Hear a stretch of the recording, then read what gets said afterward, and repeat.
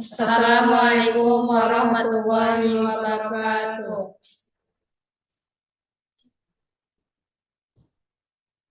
Baiklah, kami di sini akan mempresentasikan hasil diskusi kami yang berjudul Prosesor DLX dan Model PHDL.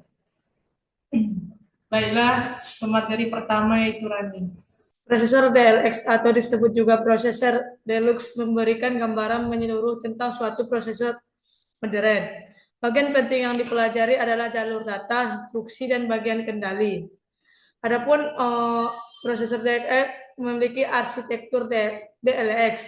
Prosesor DLX menggunakan arsitektur simpan ambil (load store) dengan 5 tahap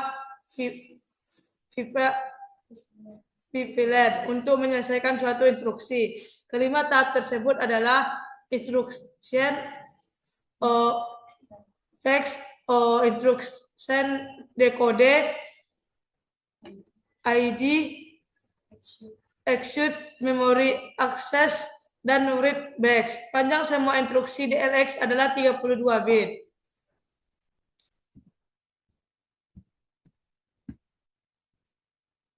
Nah, di sini bisa kita lihat, inilah gambaran dari prosesor DLX. DLX memiliki arsitektur yaitu yang pertama visi program counter, register yang berfungsi menampung nilai yang digunakan untuk menunjukkan alamat instruksi yang akan dieksekusi. Register ini merupakan offset dari alamat dasar instruksi sekaligus data. 2. Memori. Terdiri dari 2 bagian yaitu memori untuk instruksi yang berisikan kumpulan seluruh instruksi dan memori untuk data yang berfungsi untuk menyimpan data. Yang ketiga, register. Kumpulan register 32 bit tempat menyimpan nilai sementara. Yang keempat ada LU, tempat dilakukannya operasi aritmatika dan logika. Karakteristik DLX. Secara umum, prosesor DLX memiliki karakteristik yang dibedakan dari proses.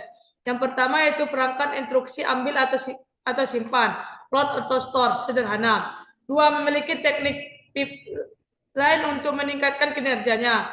Ketiga, memiliki register file yang dapat digunakan untuk tujuan awal. Keempat, skema penerjemahan instruksi yang sederhana. Kelima, teknik kompilasi yang efisien. Pipeline dalam DLX. Pipeline adalah teknik untuk tumpang tindih pelaksanaan instruksi yang berbeda, yang pada dasarnya membagi satu instruksi menjadi tahap-tahap yang lebih kecil dan independen. Hal ini memungkinkan prosesor untuk mengerjakan beberapa instruksi secara bersamaan, yang berpotensi meningkatkan kinerja. 3 jenis instruksi DLX. Yang pertama ada R-type, yaitu instruksi yang beroperasi antara register, misalnya AAD dan SUB. 2. E-type, yaitu instruksi yang melibatkan immediate atau misalnya load. Yang ketiga ada J-type, yaitu melibatkan jam, misalnya jam.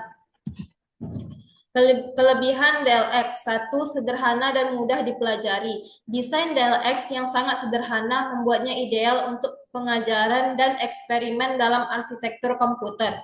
2. Pipeline efisien. Dengan pipeline efisien 5 tahap, prosesor dapat menjalankan lebih banyak instruksi dalam waktu yang lebih singkat. 3. Ideal untuk pendidikan. Digunakan di banyak universitas untuk menjelaskan dasar-dasar desain prosesor dan arsitektur komputer. Kekurangannya yang pertama tidak digunakan dalam industri. Desain DLX tidak cukup canggih untuk aplikasi industri. Tidak ada dukungan untuk superscalar atau out of order execution. Yang kedua, fitur terbatas. Fitur seperti prediksi cabang atau paralelisme instruksi terbatas.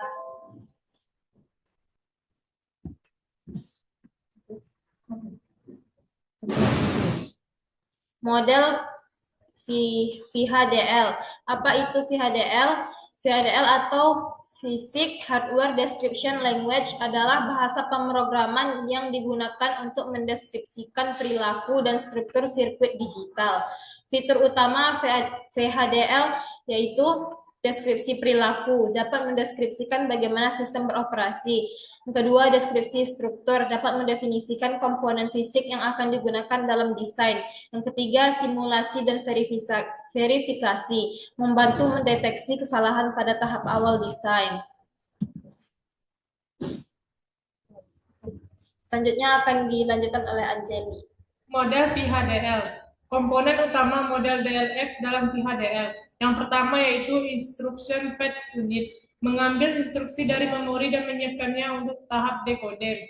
Yang kedua ALU, yaitu melakukan operasi aritmatika dan logika pada data dari register. Yang ketiga, register file, menyimpan register prosesor yang digunakan untuk operasi. Yang keempat, memory unit, mengelola akses memori untuk load dan store. Yang kelima, control unit, mengontrol jalannya instruksi berdasarkan sinyal kontrol.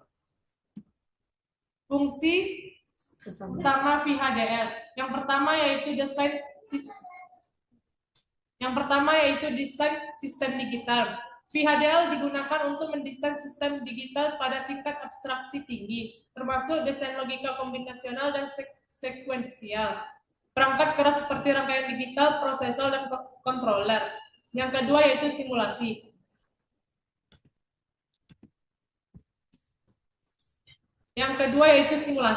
VHDL memungkinkan simulasi desain sebelum diimplementasikan ke perangkat keras sehingga memastikan logika yang dirancang bekerja sesuai kebutuhan, mengurangi risiko kesalahan pada tahap produksi. Yang ketiga yaitu dokumentasi desain.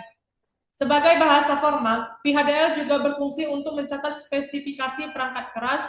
Yang kedua, memberikan pemahaman yang jelas kepada tim tentang desain dan fungsinya.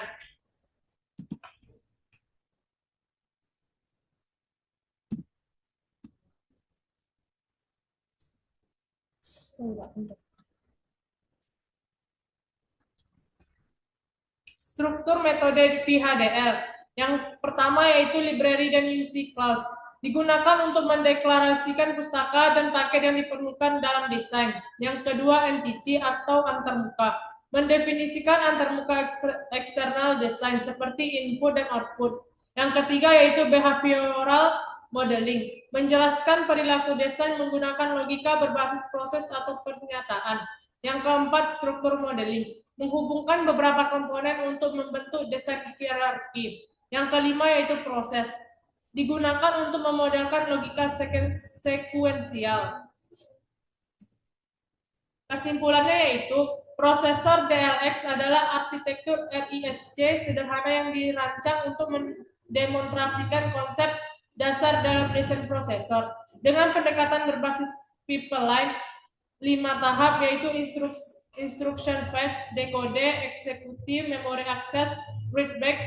DLX menunjukkan bagaimana efisiensi eksekusi instruksi dapat ditingkatkan melalui paralelisme.